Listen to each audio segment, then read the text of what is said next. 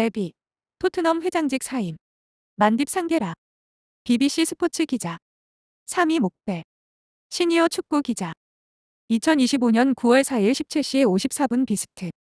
다니엘 레비가 토트넘의 회장으로서 거의 25년간 재임했던 기간이 끝났습니다. 스퍼스는 공식 발표에서 그가 사임했다고 밝혔지만 BBC 스포츠는 이 결정이 레비의 손에서 내려졌다고 이해하고 있습니다. 신뢰할 만한 소식통에 따르면 구단주 측은 변화가 스포츠에서 더 큰 성공을 가져올 것이라는 믿음 하에 그가 자신의 직위를 떠나는 데 동의했다고 한다. 레비는 2001년 3월에 감독으로 임명되었고 클럽이 5월에 유로파리그에서 우승하면서 17년간의 기다림 끝에 우승컵을 차지한 후 사임했습니다.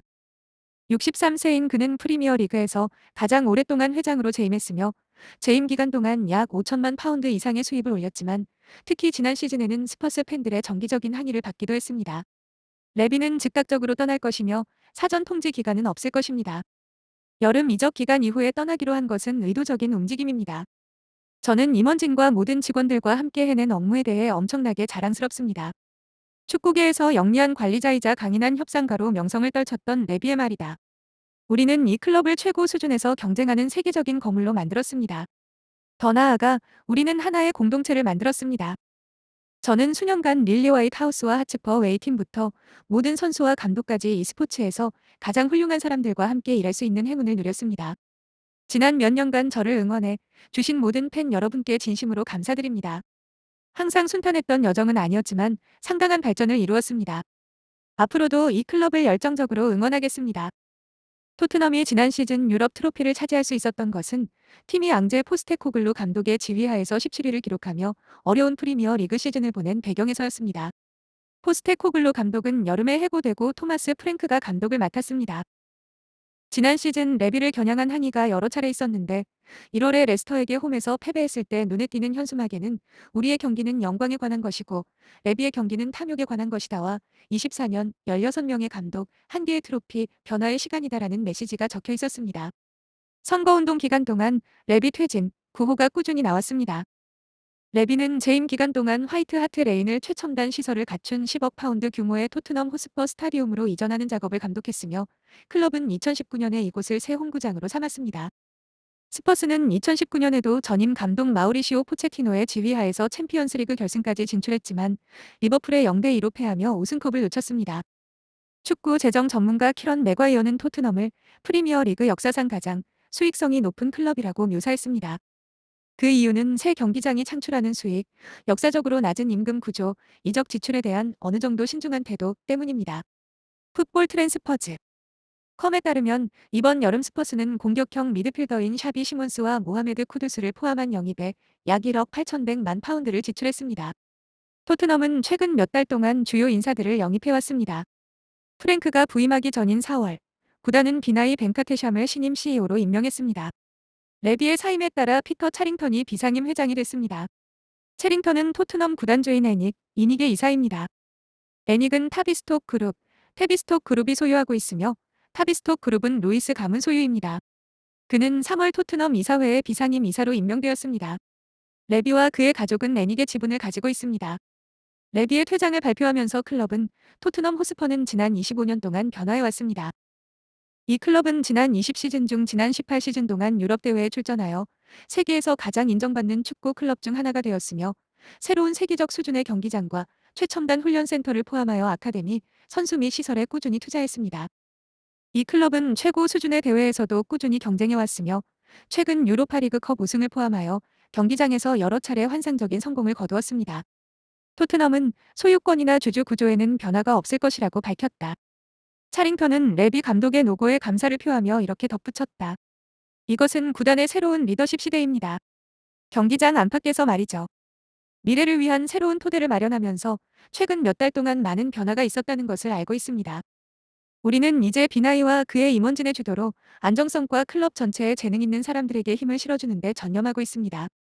리더십 교체는 클럽이 2025에서 26 시즌 3경기를 치른 후 프리미어 리그에서 4위를 차지한 데 따른 것입니다. 레비 결정의 배후에는 누가 있고 무엇이 있을까? BBC 스포츠는 루이스 가족으로부터 레비 감독의 재위 기간 동안 경기장에서의 성공이 꾸준히 이어지지 못했다는 의견이 있다는 말을 들었다. 그는 스퍼스에서 25년 동안 2개의 트로피를 들어올렸는데 첫 번째는 2008년 리그컵이었습니다. 루이스 가족은 최근 몇 년 동안 클럽을 휩쓴 일부 서포터들의 불만, 그중 대부분이 레비에게 향한 불만을 알고 있습니다.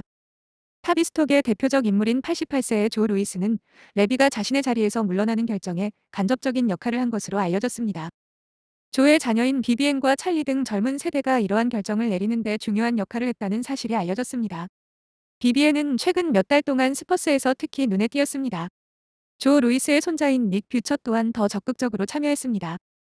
BBC 스포츠에서는 지난 몇 달 동안의 모든 계층적 변화가 오늘의 발표로 이어졌다고 알고 있습니다.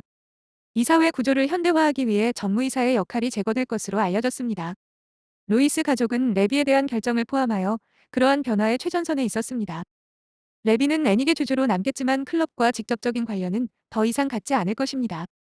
애닉의 주식 구조는 변함없이 유지됩니다. 루이스는 올해 초 토트넘의 운영에 대한 철저한 외부 검토를 시작했으며 BBC 스포츠는 타비스톡 그룹의 여러 가지 우려 사항에 따라 신뢰할 만한 소식통으로부터 이러한 검토가 이루어졌다는 말을 들었습니다. 클럽의 재정 운영도 검토 대상에 포함되었습니다. 또한 구단주가 지난 몇 달 동안 클럽에 상당한 투자를 했다는 사실도 알려졌는데 이는 스퍼스가 이적 시장에서 활약하는 데 도움이 되었습니다.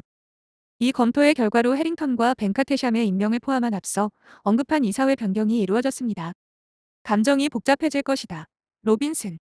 BBC 라디오 5 리브에 출연한 전 토트넘 골키퍼 폴 로빈슨. 다니엘에 대한 팬들의 반응은 엇갈릴 겁니다.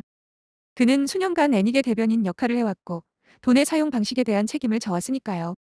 그는 비판을 많이 받았지만 사업적인 측면을 살펴보면 진화했고 그가 한 일에서 그걸 빼앗을 수는 없을 것 같아요.